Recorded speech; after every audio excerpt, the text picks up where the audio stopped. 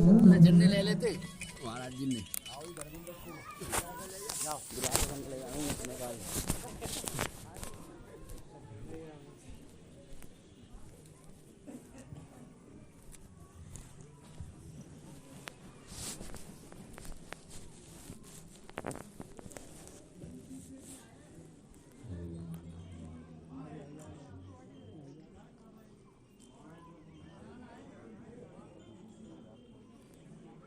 आज इस सत्संग सभा के अध्यक्ष महोदय संत भगवान और कुशल विवेक की संचालक जी और दूर दराज से आए सभी सज्जनगण, भक्तगण, माताएं, बहनें, सभी को मैं हाथ जोड़कर प्रणाम करता हूँ। जो कुछ भी गलतियाँ हो जाए उन्हें क्षमा करें।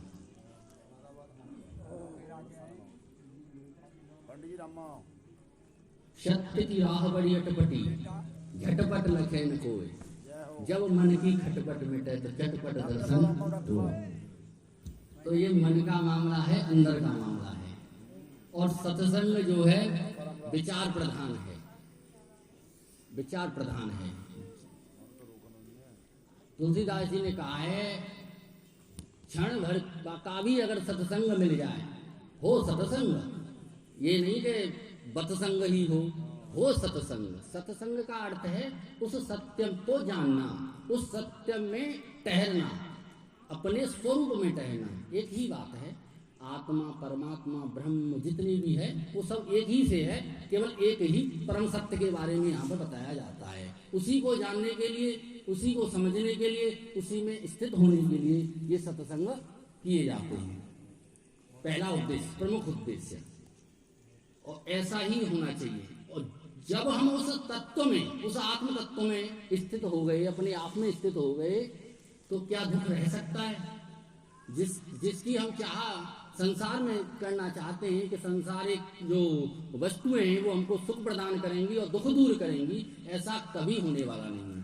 क्योंकि एक संत हुए हैं, उन्होंने कहा था कि एक शिष्य से कि महाराज हमें तो इतनी व्यस्तता रहती है कि सत्संग में जाया ही नहीं जाता है, काम इतने हैं।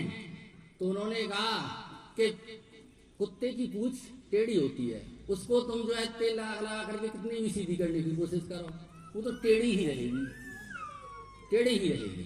लेकिन उसके लिए आपको टाइम निकालना पड़ेगा। ये काम धंधों से हमारी फुर्सत कभी नहीं हो सकती है। ये सब करते हुए उसको जानना चाहिए। हमें एक बात बताइए, आपको खाने के लिए टाइम है, पहनने के लिए टाइम है, काम धंधे के लिए टाइम है, लेकिन उस अपने आप को जानने के लिए टाइम नहीं है। कितनी बड़ी हमारी अज्ञान है, हमें इतना बड़ा अज्ञान है। तो उस चित्त स्वरूप में हमें ठहरना होगा, उसी को हमको जानना होगा। और उसको जानने के लिए यहाँ पे ज्ञानी जन जो है बताते हैं कि जो दिख रहा है वो माया मात्र है, मनोमात्र है। माया मात्र है, मनोमात्र है। जैसे जादूगर आता है वो दिखा देता है ना, उसी प्रकार से उस ब्रह्म में, उस चित्त स्वरूप में, अपने में ये स्वप्नवत दिख रहा है नहीं। क्या ऐसा हमने अनुभव कर लिया है?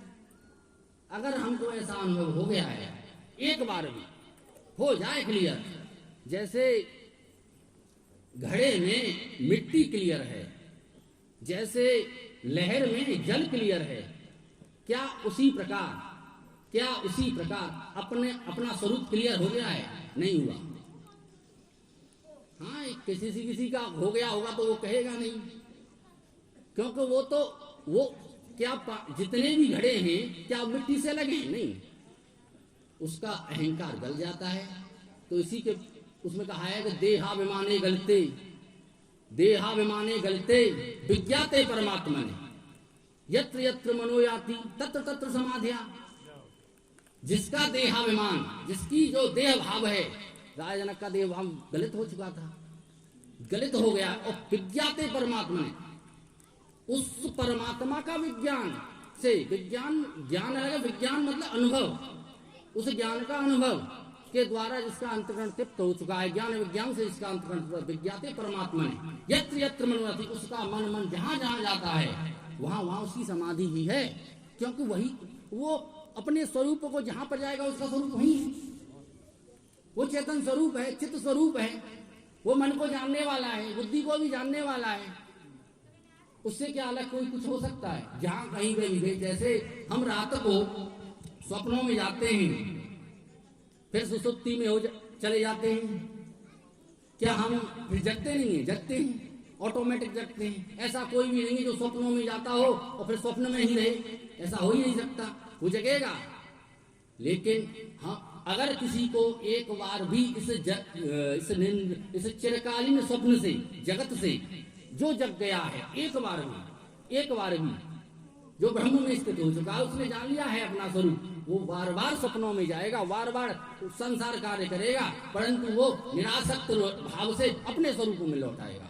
वो जानता है कि ये सब मिथ्या है और ब्रह्म ही सत्य है, उसी में सब आभास हो रहा है, उसी के आभासक वही सभी का प्रकाशक है, उसके अतिरिक्त और कोई प्रकाशित नहीं। जहां पर भी मेरा मन गया था, जहां पर मैंने स्वप्न देखा था रात में, वहां पर भी मैं चित्त स्वरूप था, उसी में वो स्वप्न हुआ। क्योंकि कोई आधार होना चाहिए स्वप्नों के लिए, सुसुप्ति के लिए भी कोई आधार होना चाहिए, जागृत के लिए भी कोई आधार होना चाहिए। वो सभी का आधार एक परमात्मा है। धारते जगत, जिसने जगत को धारण कर रखा है, उसको जानो, वही धर्म है। धर्म के नाम पर कितने युद्ध हो रहे हैं, लेकिन उस धर्म को जानते नहीं। तो सबसे बड़ा जो धर्म है वो आत्मधर्म, स्वधर्म, जो है स्वधर्म में मरना कल्याणकारक है, अन्य धर्म भयानक है। वहां भगवान का कहने का अर्थ है अपना धर्म, आत्मधर्म श्रेष्ठ धर्म है। भगवान कृष्ण ने ऐसा जान लिया था कि मुझसे ये जगत है, मैं ही जगत हूं और जगत मुझ में है। ये जो दिए जाते हैं ना उदाहरण, अध्यस्त अधिष्ठान चिदाभास चेतन, ये सभी आपको हमको समझाने के लिए देता है। वास्तव में एकमात्र उस चित तत्व के कुछ है नहीं, स्वप्न है। इसको जिसने जान लिया है, ऐसा ज्ञानवान, ऐसा उसमें स्थित, सो अनन्य जाके, वही भक्ति की बात आई। भक्ति भी वही है, जब वो उसको जान लेगा, एक ही सब में देखेगा, तो किससे बैर करेगा, किससे बैर करे, वो करेगा प्रेम। तो जिसके राग द्वेष भय अभय से परे हो चुका है, जो निश्चल उसमें जिसकी बुद्धि ठहर गई है, उस आत्म तत्व में अपनी बुद्धि को लगाएं। और यहाँ पे जितने भी ज्ञानी हैं, उस अनुभूति परक ज्ञानी हमारे महाराज जी उपस्थित हैं, वो बताएंगे। जय श्री कृष्ण, जय श्री राधे। देखो बहुत सुंदर बात बताई। वास्तव में स्वप्न देखते हैं तो स्वप्न के बारे में कौन जानता है? हम नहीं जानते सर।